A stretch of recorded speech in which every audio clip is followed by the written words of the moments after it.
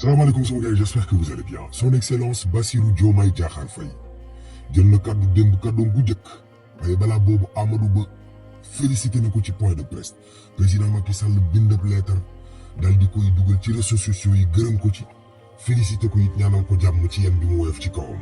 ci luñ jot a gis ci élection yi li muy waaj a joxe ci résultat Bassirou Diomaye kon ñu gën a démb la ko gendarmerie fekk këram tàmbali woon ko protesté ba ci président France bi bind na ci Twitter benn réseau genre WhatsApp yooyu Facebook yi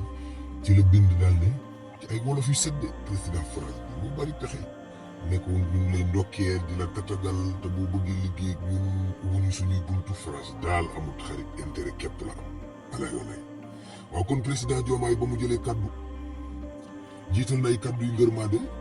jëmle ko ci askanu Sénégal waaye président Macky Sall ak it Ousmane Sonko beral ko ngërmaande gu amut app woo waa réew mi yëpp ngir ñu ànd doon benn mu wax ne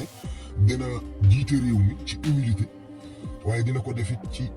xeexu ger ay corruption yooyu waaw kay am na ñëpp ñu ci ne di wax naan non la mu sol na mu waxee président Diomaye ñi critique kat yi am ñu ne leen del teel na kii day door a tàmbali candidat la jëlagul fonction président Macky Sall juróom benni fan moo ko tere 2 avril jot mu jébbal la ngi Diomaye door a tàmbali nag liggéey bi dëgg-dëgg waaw Idrissa Seck moom di résultat yi bett nañu bëri ci réew mi walay Bougane moom it félicité na Diomaye am na deuxième tour bi moom bu mën a yegg si ñooñ Amadou Ba yi am nañu ci joxor bi baaraamu tuuma président Macky Sall te naan ko yow da ngaa sacrifier suñu candidat Sénégal day football ak beneen tey 19h30